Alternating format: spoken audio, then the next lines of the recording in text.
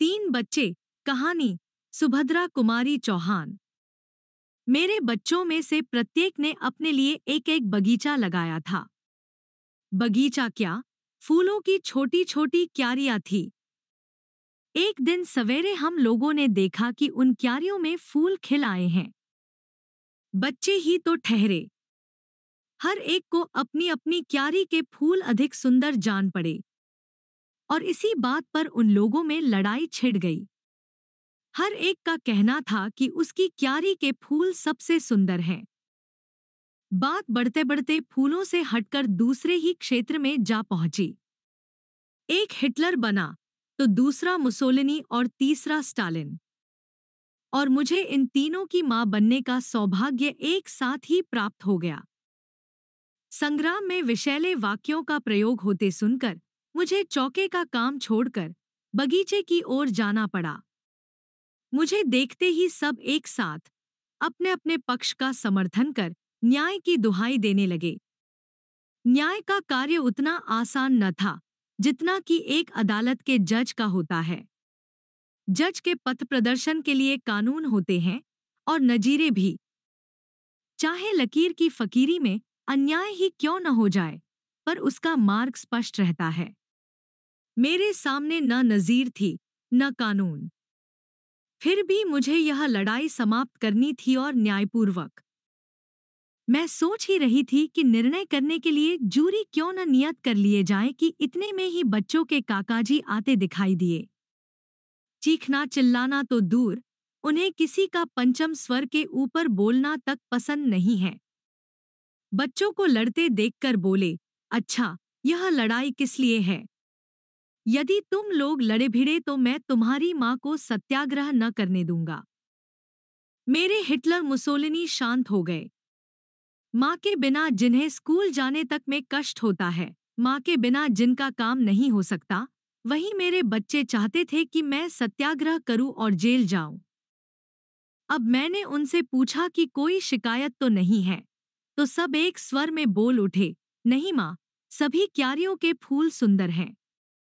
तुम सत्याग्रह करो और जल्दी जेल जाओ। हम सब भीतर जाने को ही थे कि बाहर से गाने की आवाज आई। गाना कोरस में था और स्वर था बच्चों का सा। भगवान दया करना, इतनी मोरी नैया को पार लगा देना। और अब तो हम सब दरवाजे की ओर दौड़ पड़े। इसी समय दूसरा पद सुनाई पड़ा, मैं तो डूबत हूँ, मंझधार पड़ी, मोरी बया पकड़ के उठा लेना। बाहर आकर देखा तीन बच्चे थे, दो लड़कियां और एक लड़का। बड़ी लड़की होगी 10 बरस की, छोटी 8 और 7 के बीच में थी और लड़का, वह बड़ी की ही गोद में था, कोई 3 साल का। हम लोगों को देखते ही उन लोगों ने गाना बंद कर दिया। लड़के को गोद से उतारकर बड़ी ने जमीन से माथा टेककर हमें प्रणाम किया। उसकी देखादेखी छोटी लड़की और लड़के ने भी जमीन से माथा टेका और तीनों ने अपने चीथड़ों में छिपे हुए पेट को दिखाकर यह बताया कि वे भूखे हैं। बड़ी के हाथ में एक झोली थी और छोटी के हाथ में टीन का डिब्बा। उन्होंने एक बार झोली की ओर देखा, जो बिल्कुल खाली जान पड़ती थी, फिर हमारी ओर याचना की दृष्टि से देखने लगे। मैंने उनसे कहा, तुम गाती तो बहुत अच्छा हो, और भी कोई गाना जानती हो? बड़ी के बोलने के पहले ही छोटी बोल उठी, हमें भजन भी आते हैं, बड़ी मालकिन। और आदेश पाए बिना ही वे दोनों गाने लगी।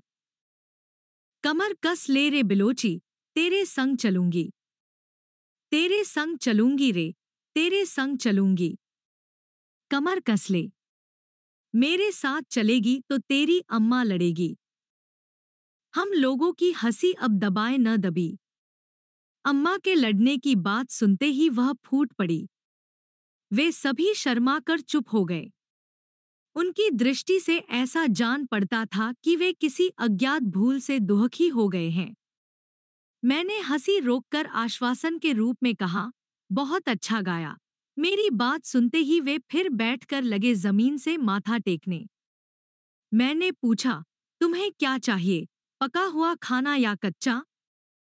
बड़ी ने फिर जमीन से माथा टेककर कहा, कुछ भी खाने को चाहिए, बड़ी मालकिन। कल से कुछ नहीं खाया है। मैंने बच्चों से कहा कि इन्हें दो दो पूरियां लाकर दे दो और मैं अंदर चली गई।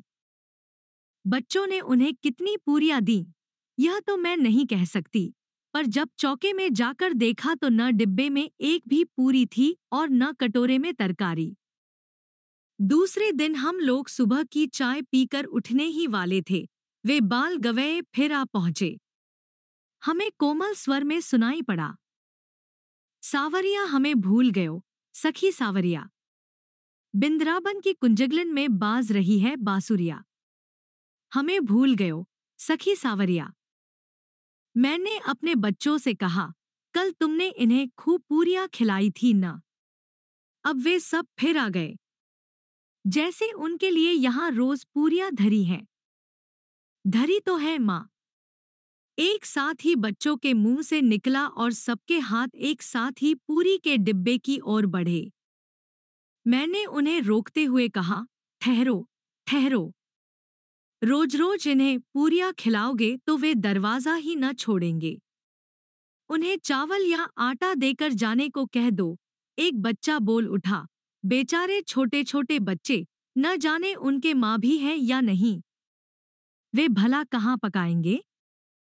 दूसरा ताने के स्वर में बोला, इससे अच्छा तो उन्हें कुछ भी ना दिया जाए। सबसे छोटा बोला, तुम भी माँ होकर ऐसा क्यों कहती हो? माँ, उन बेचारों को भी भूख लगी होगी। हमारे हिस्से की ही दे दो। लड़की सब में समझदार थी। उसकी दृष्टि यही चाह रही थी कि माँ का इशारा भर मिले और पूरियों का डिब्बा ले जाकर वह पूरियां उन बच्चों को खिला दे। मैंने उदासीनता से कहा, पूरियां ही दे दो, पर शाम को फिर तुम्हारे लिए नाश्ता बनाना पड़ेगा। माँ, शाम को नाश्ता नहीं करेंगे, एक स्वर में एक साथ बच्चों ने कहा और हाथ में पूरियां लिए हुए दरवाजे की ओर दौड़े। चौके का काम निपटाकर मैं बाहर गई। देखा, वे तीनों बड़े मजे में पूरियां खा रहे थे और मेरे बच्चे भी बड़े उत्साह से उन्हें परोस रहे थे। जब वे खा पी कर उठे तो मैंने कहा, देखो भाई, तुमने पूरियां खा ली। अब बिना गाना सुनाए न जा पाओगे। उन्होंने कृतज्ञतापूर्वक माथा जमीन पर टेक कर गाना शुरू किया। अब न रहूंगी कान्हा, तोरी नगरिया। हट बाट मेरी गैल न छोड़े, पनघट पर मोरी फोरे गगरिया। अब न रहूंगी। गाना गा चुकने के बाद उन्होंने जमीन पर माथा टेका, जैसे हमें आशीर्वाद देकर जाने के लिए उद्यत हों, पर मैंने उन्हें रोककर पूछा, क्या तुम तीनों भाई बहन हो? हाँ, बड़ी मालकिन, बड़ी लड़की ने कहा। मैंने पूछा, तुम्हारा नाम क्या है? अपना नाम उसने ईठी, छोटी बहन का नाम सीठी और भाई का नाम प्रेमा बतलाया। ईठी, सीठी, प्रेमा, उनका नाम दोहराते हुए मैंने पूछा, क्या तुम्हारे माँ बाप कोई नहीं है? तुम कल भी अकेले आए थे, आज भी? छोटी लड़की बड़ी तत्परता से बोल उठी, माँ भी है और बाप भी है, बड़ी मालकिन हमारे सब कोई है। कहाँ है तुम्हारे माँ बाप, जो तुम्हें इस तरह अकेले फिरने को भेज देते हैं? बाप अमरावती में है और माँ। अमरावती में तुम्हारा बाप क्या करता है? मेरा छोटा लड़का बीच में ही पूछ बैठा। जेल में है, छोटे बाबू, बड़ी लड़की ने उत्तर दिया। जेल में है, मैंने कुछ अनास्था से पूछा, जेल क्यों हुई उसे? लड़की बोली, वह दारू जो पीता था और दारू पीकर चुप भी नहीं रहता था। दंगा करता था, माँ को मारता था, गाली बकता था, इसीलिए वो। लड़की आंख उठाकर देखते हुए बोली, बड़ी मालकिन पुलिस वालों ने उसे पकड़ा और सब लोग कहते हैं, पुलिस वालों ने ठीक किया। और तुम्हारी माँ, वह अब कहाँ है? मैंने पूछा। लड़की बोली, माँ, वह भी तो जेल में है और उसी के साथ हमारा सबसे छोटा भाई भी है। वह तो। अपने भाई की ओर उंगली से दिखाकर लड़की ने कहा, प्रेमा से छोटा है। वह रोता नहीं, इससे अच्छा है। बेचारे बच्चे, मेरे मुंह से निकल पड़ा, माँ बाप दोनों जेल में और ये अनाथ सड़क पर भीख मांगते फिरते हैं। मैंने फिर पूछा, तुम्हारी माँ ने क्या किया था? लड़की बोली, हमारी माँ ने पुलिस वाले को मारा था, जिसने हमारे बाप को पकड़ा था ना, उसी को। और फिर वे माँ को भी पकड़ ले गए। माँ के बिना हमको बुरा लगता है, पर यह प्रेमा तो रात दिन रोता ही रहता है।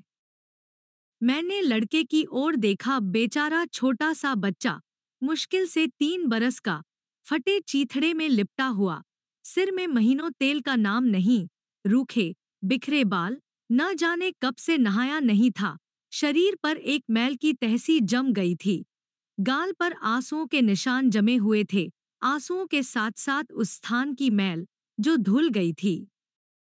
मुझे उस बच्चे पर बड़ी दया आई। मैंने उस लड़की से पूछा, तुम लोग अपनी माँ से जेल में मिलने नहीं जाती? छोटी बोल उठी, जाती है बड़ी मालकिन। बड़ी ने कहा, 3 महीने में एक बार मुलाकात होती है। एक बार मुलाकात करने गए थे, दूसरी बार 3 महीने के बाद जब हम लोग गए तो मालूम हुआ कि माँ को यहाँ के जेल में भेज दिया है। तो हम लोग सब काली माँ के साथ यहाँ चले आए। काली माँ भी भीख मांगती है। तुम लोग रात को कहाँ रहती हो?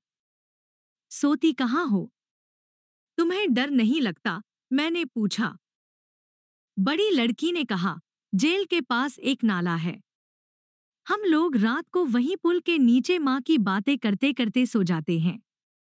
कभी कभी काली माँ भी आ जाती है, पर वह रोज नहीं आती। माँ की सजा कितने दिन की है? 2 साल की। बड़ी लड़की ने कहा, हम रोज जेल को देखते हैं। हमारी माँ वहीं तो है। जब माँ छूटेगी, हम उसको साथ लेकर देश जाएंगे। एक प्रकार की खुशी से बालिका पुलकित हो उठी। अपनी माँ को लेकर जैसे वह सचमुच देश जाने की तैयारी कर रही है। मैंने लड़की से पूछा, तुम लोग नहाती हो कभी? संकोच से बड़ी लड़की चुप रही। छोटी ने कहा, हमारे पास दूसरे कपड़े नहीं हैं, ना। मेरा इशारा पाते ही मेरे बच्चों ने अपने पुराने कपड़ों में से बहुत से कपड़े ला दिए। मेरा चित्त उदास हो गया। मैं कमरे में बैठकर कुछ सोचने लगी और वे बच्चे कपड़े लेकर खुशी खुशी चले गए। कुछ दूर से गाने की आवाज आई, मैं तो डूबत हूँ मंझधार पड़ी, मोरी बया पकड़ के उठा लेना। बहुत से सुंदर पद पढ़े, लिखे और सुने थे, पर स्वर और आत्मा का ऐसा संयोग तो कहीं नहीं देखा था, शब्द और वस्तु का ऐसा मेल तो कभी चित्रित नहीं हुआ। मैं उन्हें बुलाने के लिए झपटी, पर तब तक वे दूर निकल गए थे। इस घटना के दूसरे ही दिन मैं भी युद्ध विरोधी सत्याग्रह करके जेल की अतिथि बनी। मेरे और बच्चों ने तो हंसी खुशी विदाई दी, पर सबसे छोटी मीनू, बहुत छोटी होने के कारण, मुझे छोड़कर घर में न रह सकी। अतएव वह मेरे साथ हो गई। उस समय जबलपुर जेल में कोई अन्य राजबंदिनी न थी। अकेले होने के कारण मैं अस्पताल में रखी गई। मेरी सेवा के लिए 2 साधारण स्त्री कैदीनें रात में मेरे साथ रहती थी। दिन में सब लोग एक साथ रह सकते थे। कैदखाने की दुनिया भी एक विचित्र वस्तु है। यह कौन है? चोर। यह यह चरस बेचती थी और इसने अपने नवजात शिशु की हत्या करने की चेष्टा की थी।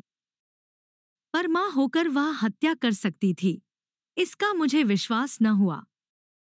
और यह लड़की? यह तो अभी बहुत कम उम्र है। इसने क्या किया था? इसने अपने पति और सास को जहर दिया था। मैं कांप उठी, विधाता! क्या ये सचमुच स्त्रियां हैं?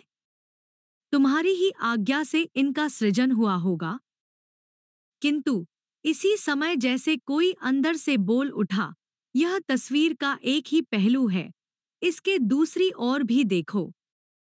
संभव है वे निर्दोष हों, संभव है वे देवियां हों। मेरी सेवा के लिए जो 2 स्त्रियां तैनात थीं, उनमें से एक तो अल्हड़ थी, जिसे कुछ कामकाज न आता था, पर दूसरी समझदार थी। वह प्रौढ़ा थी। उसकी गोद में भी एक बच्चा था।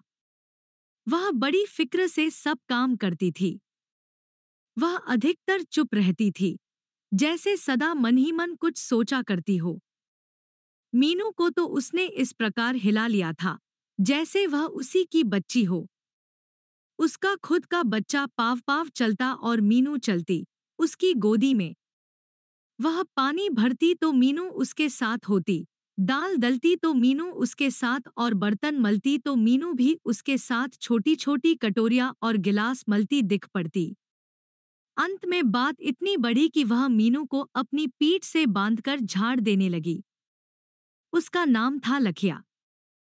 लखिया और मीनू के इस स्नेह संबंध से लखिया के बच्चे को जो अभाव ज्ञात हुआ, उसकी पूर्ति में उसे मीनू के फल और मिठाइयां दे देकर करने लगी। वह प्रायः मेरे ही पास खेला करता। फल और मिठाइयां खाने से इस बच्चे को और पानी भरने, बर्तन मलने तथा बगीचा सींचने से मीनू को थोड़े हो दिनों में स्वास्थ्य लाभ होता दिखाई दिया।